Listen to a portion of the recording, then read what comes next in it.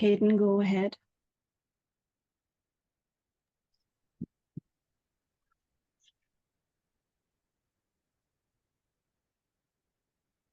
Good morning, everyone. Um, I wanted to introduce myself. My name's Caden, and you all know me. I am here in the Shenandoah Valley in North America, on the unceded land of the Native Americans. Um, and I welcome you to this experience. I'll just take a moment before I introduce our next facilitator. Hi, I'm Jan, reporting live from the land of the Bedouins, the Arabian nomads. Abu Dhabi is my home, and it's also home to the gazelle, the medicinal gaff trees, the illustrious camels, the oasis, and lots and lots and lots of sun, sand, dunes, and the Arabian Sea. Hi, I'm Joan. I live in Clarksville, Arkansas, and this area was the land of the Osage, Choctaw, Cherokee, and many other Native American tribal nations. Caden, Jan, and I, we started calling ourselves the Phoenix Rising Triad, related to our theme of fire, a story of renewal. And we welcome you to this nature companionship experience. Together, we're going to explore our interconnectedness with nature by examining the element of fire. And at this time, I'd ask you to, if you have a reminder of fire, to have that available. And if you don't have one, it's okay because the sun will function whether it's raining or not. We know it's there. And just to a little word of reassurance, we're going to be keeping time throughout. And so you can enter fully into the experiences. And also, we are not going to be on screen either. So we're going to be all off screen. And so I'm going to go off in just a few moments. And at this time, I invite you to share some of our stories as we have thought of and are connected with our theme of fire. The sun always rises.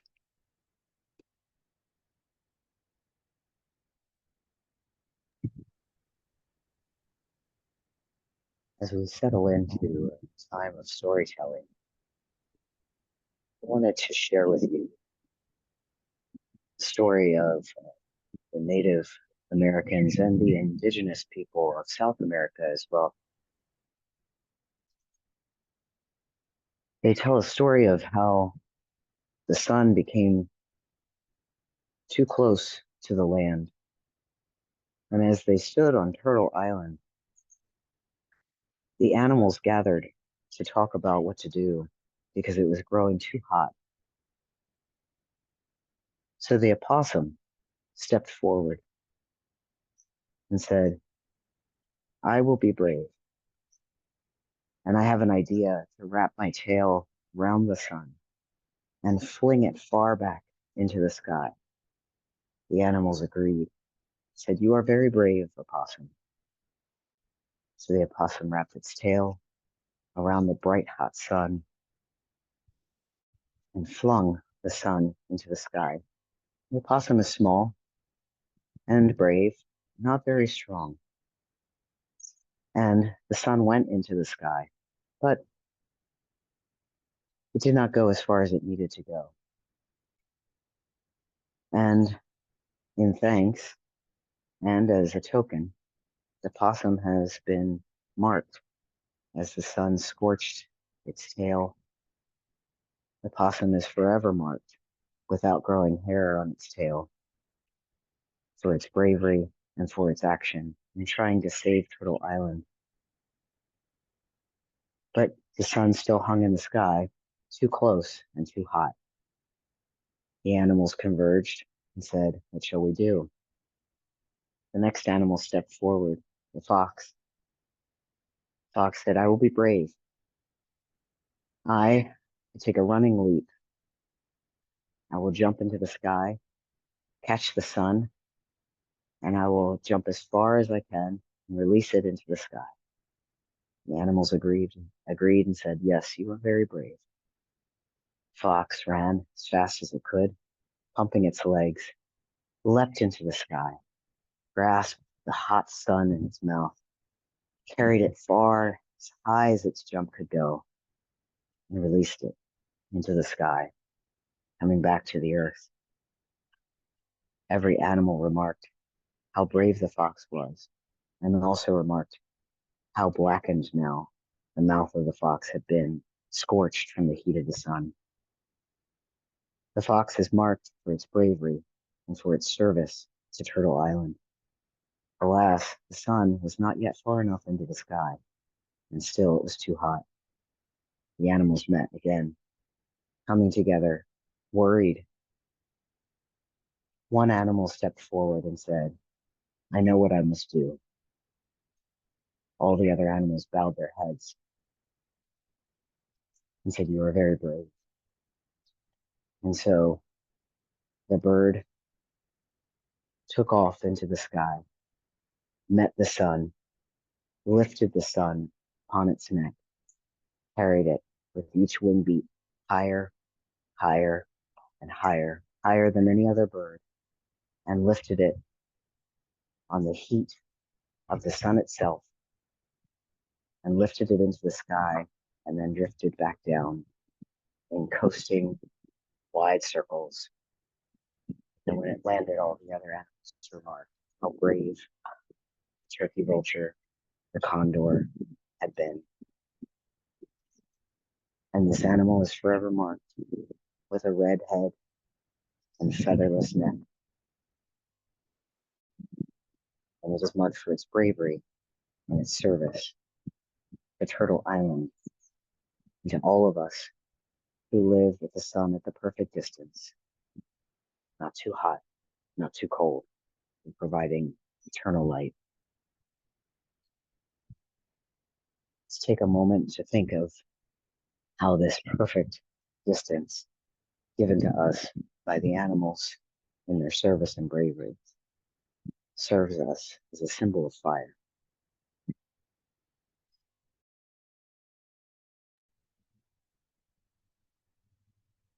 And we continue on with storytelling, traversing from the North American continent across the Atlantic into a sun-drenched land that has seen nomadic living for centuries. Abu Dhabi. Abu meaning father, Dhabi meaning gazelle, father of the gazelle. And today I honor and give thanks to two fathers. First, my own natural father.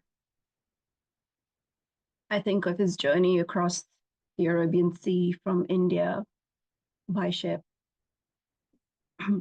This father of mine, the son of India, who funnily enough was born on a day of a solar eclipse.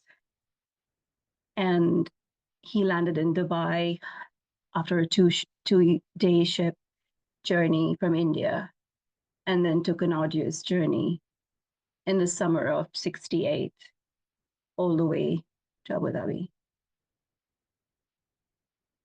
I honor the second father, who is the founder of this nation, bringing 7 tribes together. He came from the ruling family of Abu Dhabi, called the Al Nahyan family, a descendant of Banias tribe. He was instrumental in giving people of so many lands the opportunity of new life in this country, planting our roots in new soil, basking in the sunlight of massive opportunity, nourishment, and growth. And here we are, witnessing to the abundance of sun and its resilience wherever we are at this point in time. I'm grateful to stand here where so many stories have been told and many more to unfold in warmth and delicious comfort.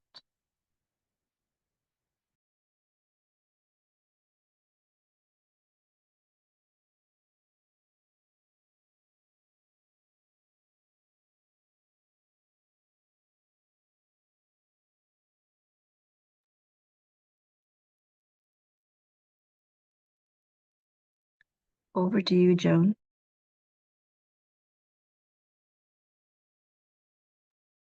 Thank you, Jan. I have my regular laptop out and was still muted, so excuse me. Thank you, Jan. I am taking us around the world in a sense because I'm speaking for 21st century pagans, of which I am one, a oddity, in fact, a Christian pagan. Um, but for us, the sun is a source of light, warmth, and life.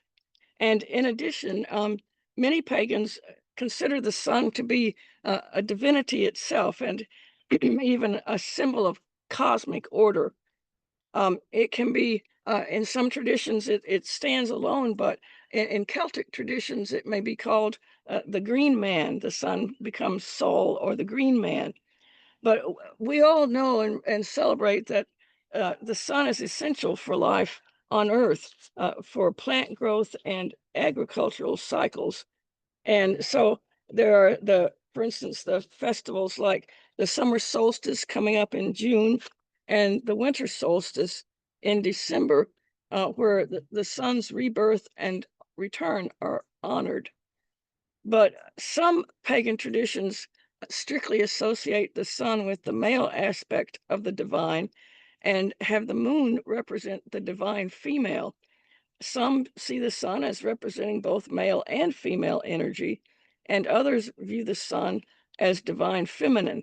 So I like that because it allows a lot of openness for the traditions and practices of the people, uh, no matter what kind, whether they say that they are Wicca or an older uh, manifestation of paganism. But what's clear is that in many pagan rituals, the sun is plays a big part, um, and my practice and tradition actually centers on the moon and the triple goddess. But we do have several celebrations each year, such as Beltane that just passed, and the summer solstice coming up that do involve uh, looking at the sun as a god. And we're now going to be moving to attuning with the element of fire where we are. And I'm going to keep track of our time. Uh, and I'd ask you now to, you can sit or stand, but just be comfortable.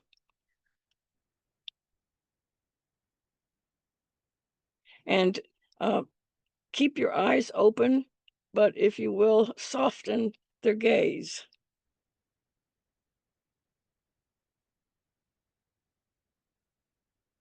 And let's breathe together and also at our own pace, but take 3 or 4 complete breaths, please.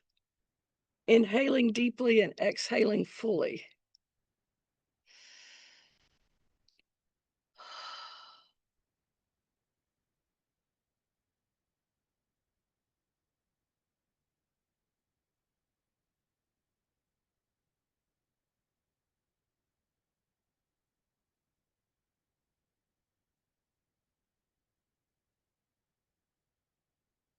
If you are outside, slowly begin to look at your surroundings. And if you're inside, please move to a window or a door so that you can see outside and look at what's out there. You may want to notice if the sun is shining. What color is the sky? Is it raining? What are you noticing?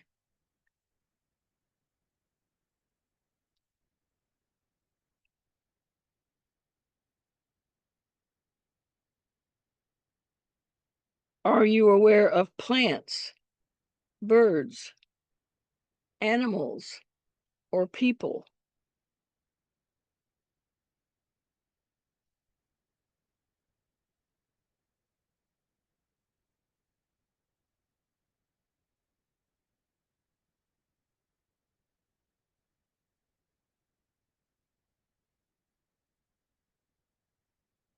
Notice what you hear.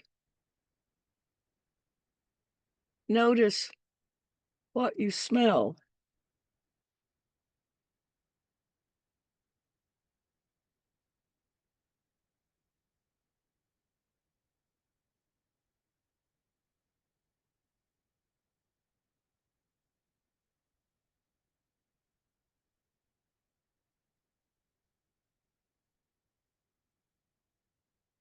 Are you aware of the sun and whether, if it's a sunny day, the light is on your hand or face and how it feels?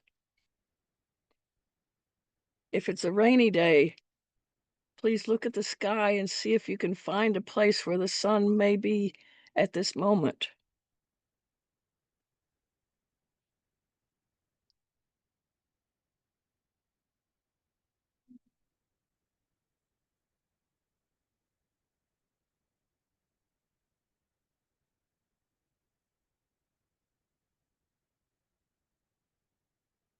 The light of the sun and the heat of the sun are gifts that we share with all of creation, with the animals, the birds, the reptiles, the trees, the plants, and the fish.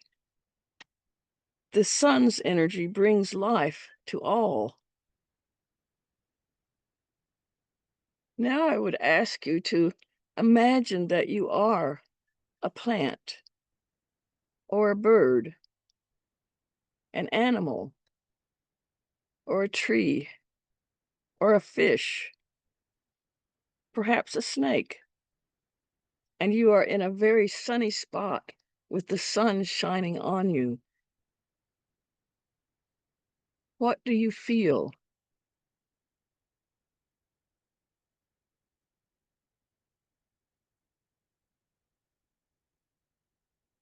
What do you see?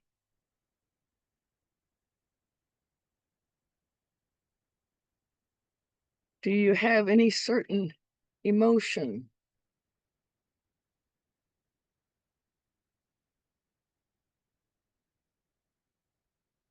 Take some time to explore the creature or plant with the sun shining on you.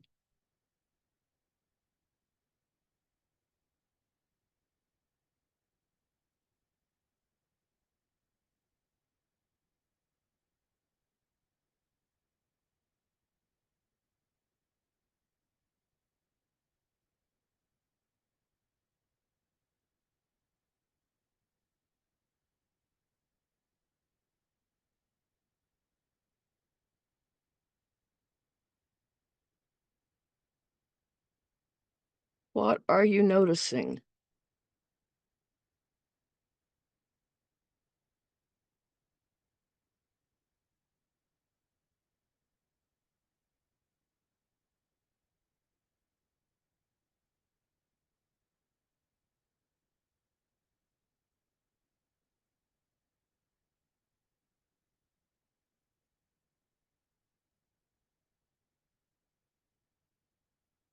When you are ready, please take 3 or 4 deep breaths at your own pace and return to your human self and your current location.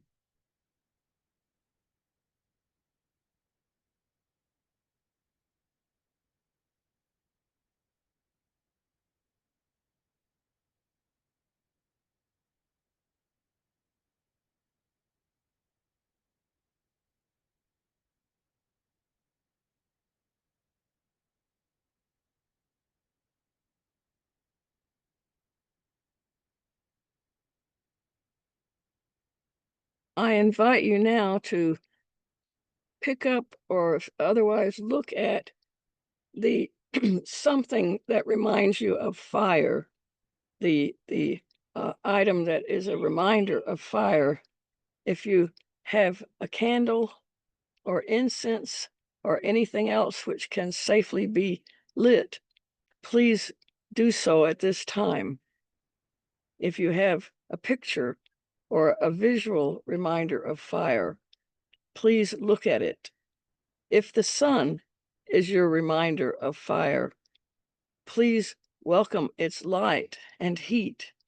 And if you're in a rainy day and the sun is your reminder, you may want to take yourself and your imagination to your favorite outdoor location on a bright and sunny day.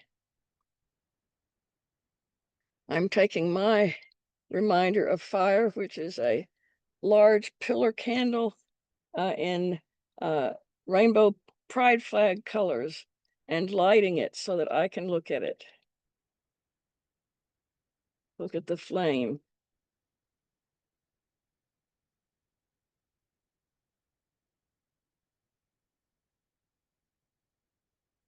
And my first lighter's not working, and that's why I brought two.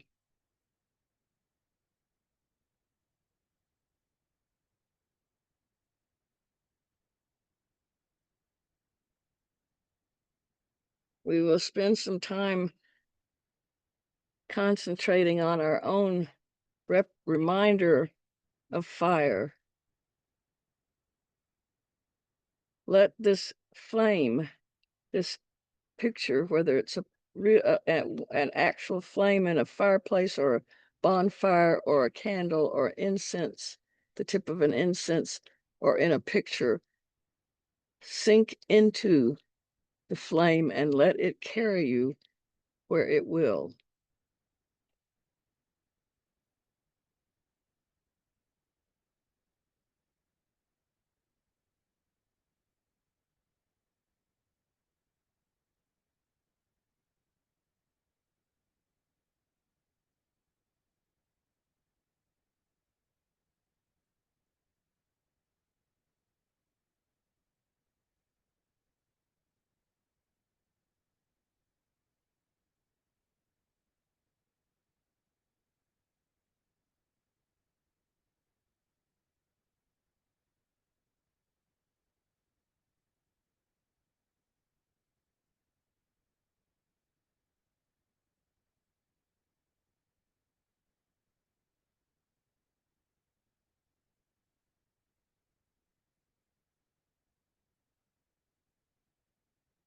What are you noticing?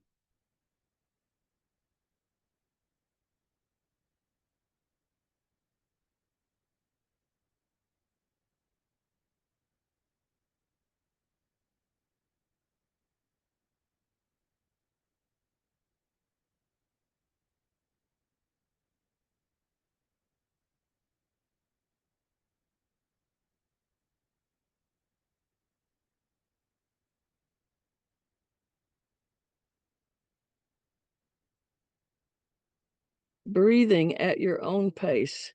Inhale deeply and exhale fully 3 or 4 times, and let each breath bring you back to your present circumstances and location.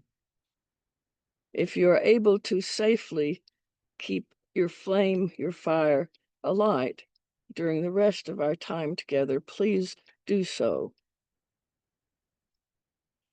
And when you are ready, return your focus to now. You may wish to sharpen your gaze and look around you, or to stretch your arms to the side or overhead.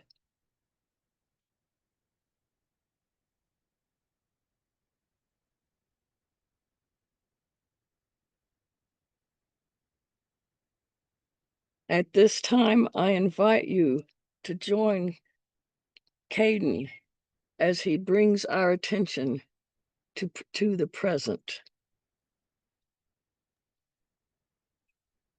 Thank you, Joan. In thinking about fire, its role in our lives as the light that gives us light, I am wanting to guide you visual journey, if you will. I was on a hike through some woods in the Shenandoah Valley of Virginia, surrounded by spring and some conifers and also some trees that were beginning to leaf out. And this is a trail that is somewhat familiar, but also areas of it are somewhat new to me. I came up on this, and down below, down the steep hill, some dark area that looked like dark soil. And I thought, oh, a wetland, a marsh, but I didn't remember it being there before. As I got closer, I realized that it was not wet, but it was an area where there had been a fire. And as I walked around this area where there had been fire, it was very clear that it had been contained in the woods. And then I saw cut marks where those who had tried to contain this fire made decisions. As you may be aware, the four sacred medicines are tobacco, cedar, sage, sweetgrass.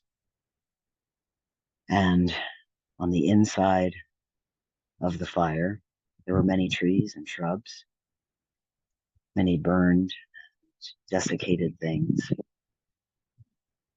cold and hard snail shell, a charred log, and blackened soil. And outside of the path that had been cut around the fire and darkened area, a cut tree, broken at its base, and it was a red cedar. Its branches had hung over the burned area, and to save the rest of the woods, the firefighters had decided to cut this tree. A tree of medicine, but also a tree that gave its life to help save the rest of the woodland, a sacrifice. So I ask you to consider what things have been cut in your life, and I invite you to consider things that have come upon your life where you have had to make cuts and make sacrifices. We'll take a few moments to think about this.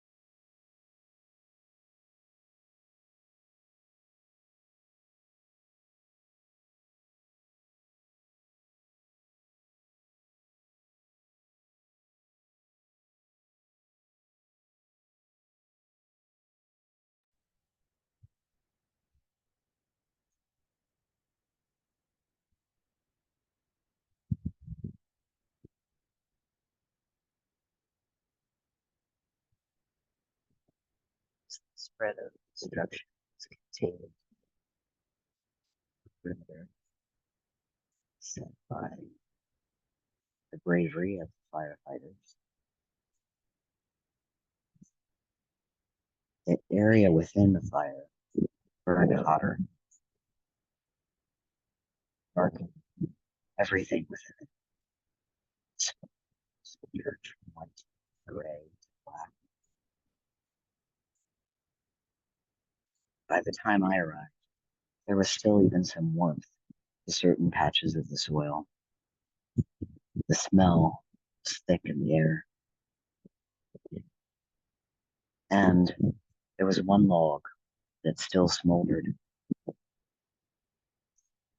As the breeze picked up, I even noticed that it fanned the log a bit and increased the smoke.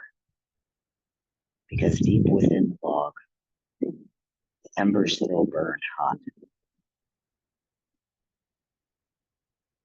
Everything had been marked and changed by this burn, a burn intentionally set by a human. Just as the animals had been marked, just as this patch of woodland had been marked. Sometimes the things that we think are put out or resolved continue to burn hot until they are finally extinguished. Even when sacrifices have been made, even when the medicine has been used up. I invite you again to consider how you have changed, how you have been marked. And even though there will be a pause and silence, relax and immerse into this time of fire, and I will take care of the time.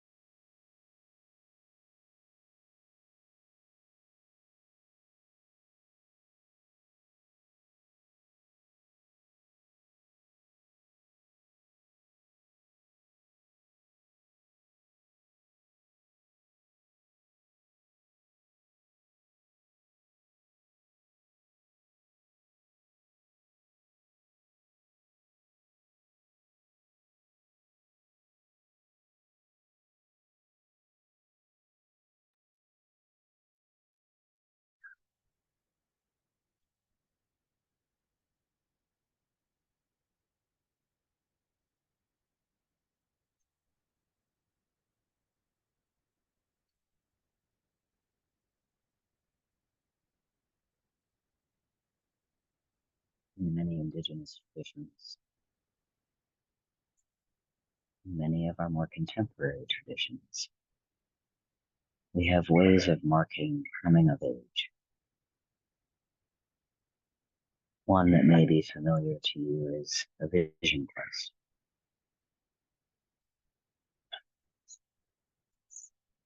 Around the time that I was 14, I was going through a difficult time, and someone said to me, just as sure as the sun will rise, truly something will rise new.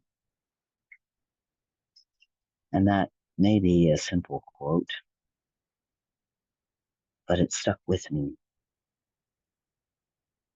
and it marked me because I kept waiting for something to rise in me, and I kept looking to the sun, that thing that was consistently appearing. The ancient texts tell us that fire refines, transforms, changes things. And sure enough, that blackened soil of the forest, those blackened logs, began to shift throughout the spring and even till today. Black through rain and heat turned to green. And not just any green, but bright, vivid, rich green. Sprouts came through black soil, new growth. We'll take another few moments to consider the new growth that comes from disruption. We'll consider what we have noticed in our life journey and how nature has accompanied us.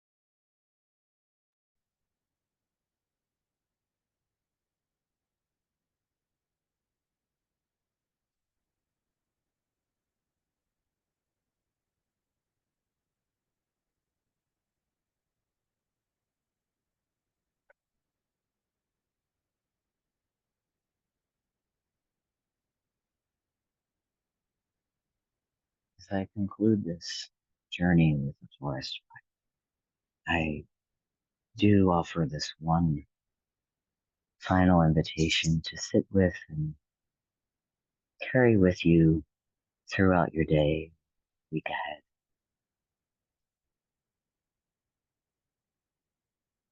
Consider this. You are not you. You are the soil. You are the soil before.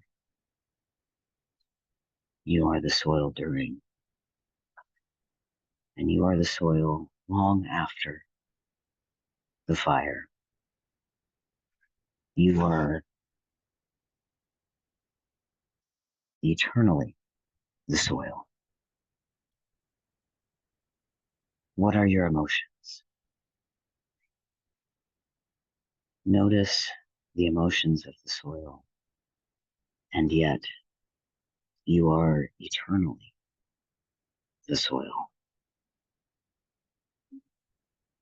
Thank you for visiting the woodlands together with me.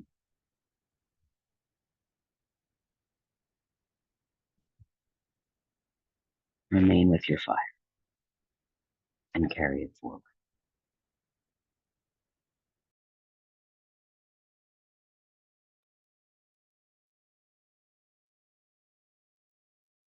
And now let us sit with everything that's come up, with what came up, with who we feel are present with us at this time. And before we spend around 7 to 8 minutes um, in a kind of a stillness in this sitting spot. I actually invite you to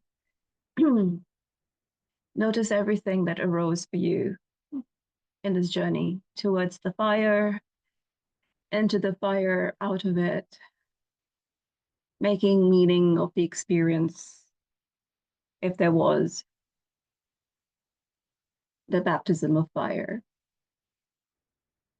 Now, you can do nothing in the next 7 to 8 minutes and just sit in stillness, and whatever arises, arises. You let it be.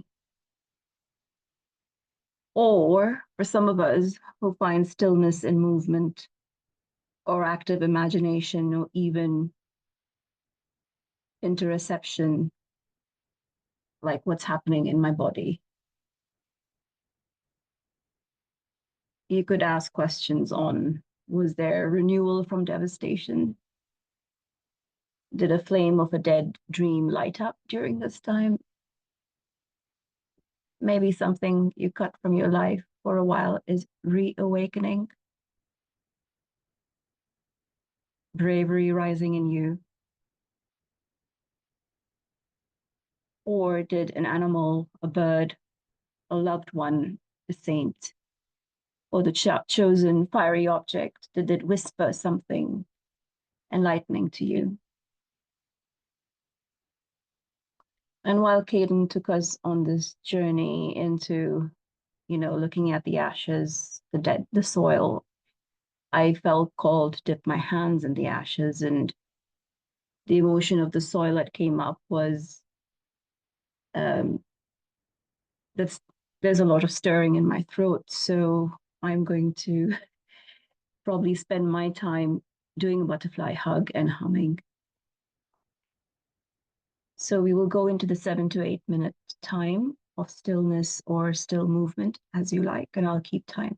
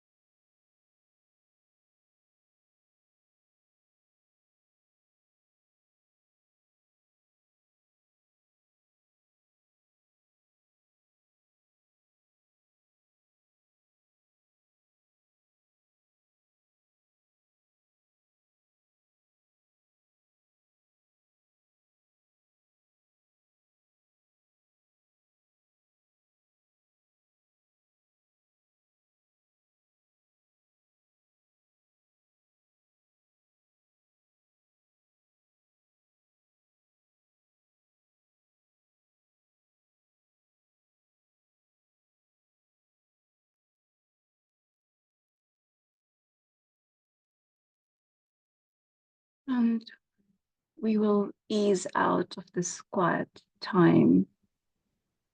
And before we go into the final segment of responding and Thanksgiving, if you feel called to do so, you can stand up, you can shake it all out, you can have a nice stretch, shake your, let that yawn out, feel your feet on the ground, pat your body. Thank this special place for hosting you. And also thank yourself for extending grace and self-compassion by taking this time for you.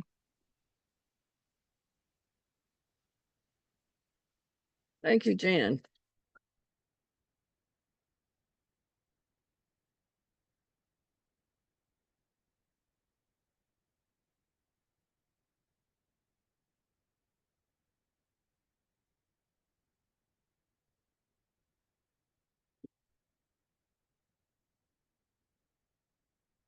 At this time, I would ask you all to please turn your video on.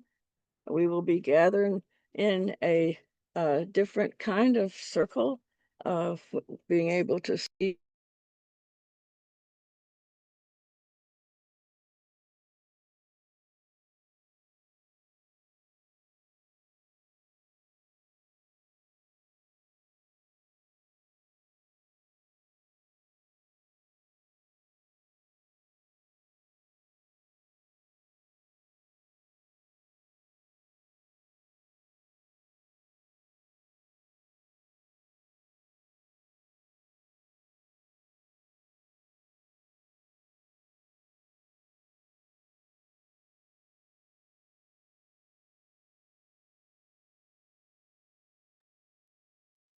John, we cannot, you're on mute.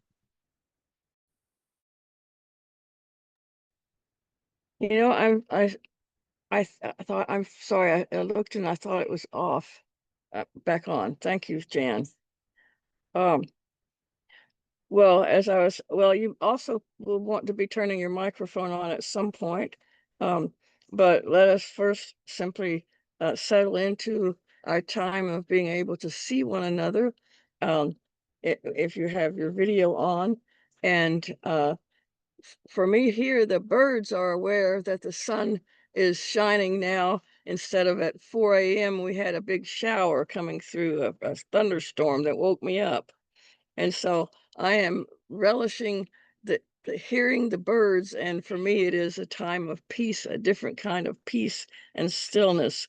So let us now reflect on the experiences and discoveries from our time this morning and honor the sense of connection that we may feel with the natural world, and any kind also of, there may have been a moment of disconnection, personal or collective, that became evident.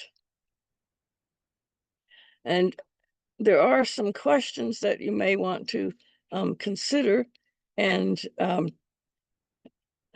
you may want to think of when you felt disconnected or connected with yourself or others or nature, and then what understanding or insights revealed those moments revealed to you. And maybe some of you can tell me what kind of bird is in the background that's talking as loudly as I am. I think it's a mockingbird, but I'm not quite sure. It seems to keep changing its tune.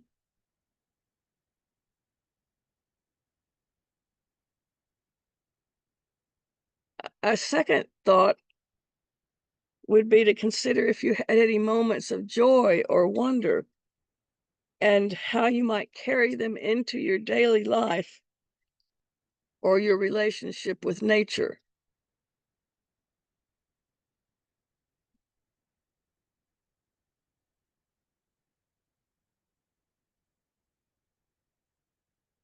A third question you might want to consider is if you sensed any needs from the environment around you, and also then connected how we might show gratitude or reciprocity or renew your commitment to caring for the earth. So I know those are long questions and deep questions, and if they all slipped by you, feel free simply to be, to sit, and to enjoy this moment and this connection with one another visually and with I've the also put environment, them in the chat, Joan. inside or outside. Oh, you did put them in the chat. Thank you, Jan. So if you want to go for one of those questions, Jan put them in the chat for us.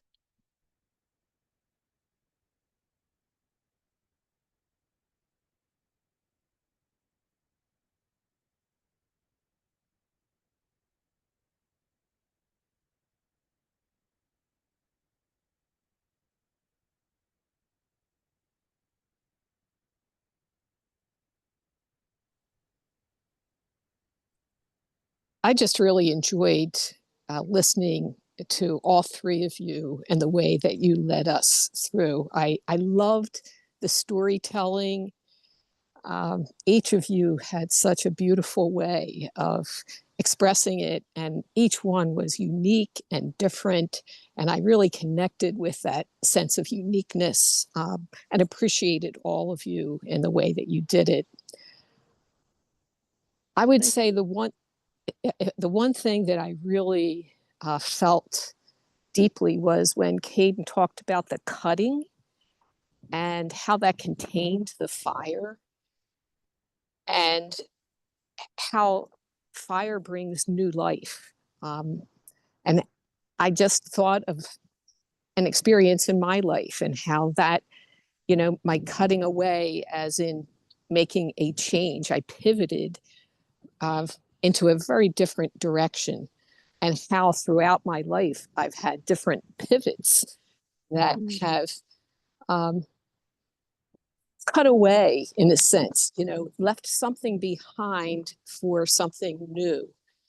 And so that fire, that cutting, was a burning away, and yet always with a burning away, that there's something new and green that comes forth. And so I really appreciated that. And that is something that will stay with me and I'll continue to reflect on. So again, I appreciate all three of you. Thank you. Thank you very much for those comments, Carol. If we will be listening deeply to anyone else as we have to Carol, if there's anything that you want to say, if one of the questions particularly has struck you today, or to the wisdom that the nature in your own setting offers, and together we continue a journey of reconnection and of stewardship.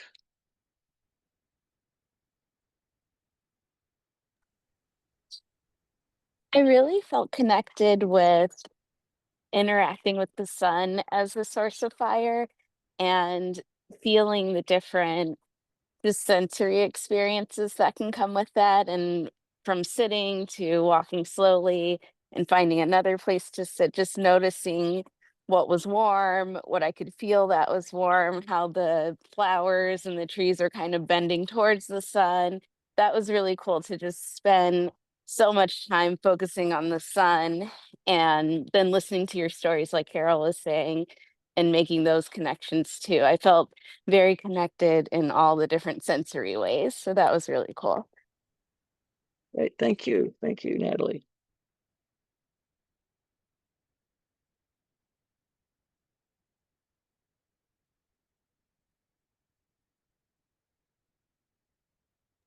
Not to rush, but if any others after a pause may feel moved to share any thoughts or insights with us, we welcome them.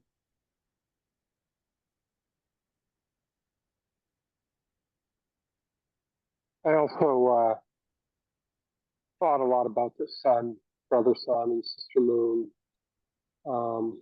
especially with the sun and the tremendous amount of of heat and energy contained in the sun. So that with just the right distance, just the right circumstances, the miracle of life. Joe, you're breaking up a little. Okay. That the beauty that results from just the right circumstances and just the right distance from the sun. Yes. Also, I was thinking a little bit as Carol was talking that oftentimes that time of separation, of leaving behind, of cutting away, comes with a new sense of fire and desire for what's to come. Those are just a couple of my thoughts. Thank you.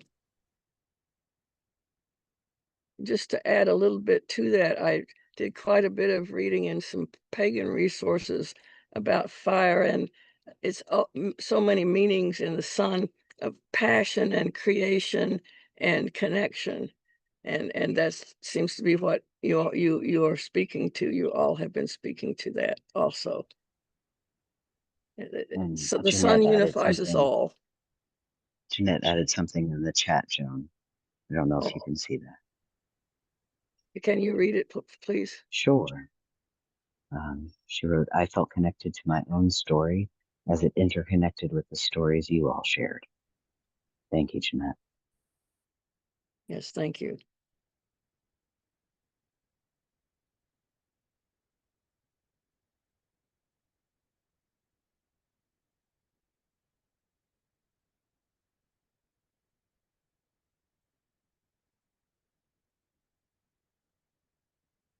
Well, I would ask you once more if you would please take your representation of fire, or if you're outside to look at the sun, which may be you're not look directly at it. Let's not ruin our eyes, okay?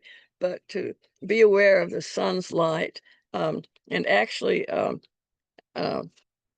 looking at the sun's light. I'm afraid if I took my laptop out, I might lose my signal. So that's why I'm in shade. But the sun is out, and I have a candle flame that is also signifying for me fire. And as our closing and in conclusion and Thanksgiving, I'm offering these words by Richard Wagamese from his book Embers, one Ojibwe's Meditations. He tells of the sun. The sun spills gloriously over the mountain, and the lake comes alive with light. It's as though it were suddenly filled with stars. I love that ordinary magic, the world doing its thing, becoming and being all at the same time. Its evolution, like ours, should be natural, easy, like light, spreading diamonds everywhere. I'll read it once more. The sun spills gloriously over the mountain, and the lake comes alive with light. It's as though it were suddenly filled with stars. I love that ordinary magic. The world doing its thing, becoming and being all at the same time. Its evolution, like ours should be, natural, easy, like light, spreading diamonds everywhere. Blessed be.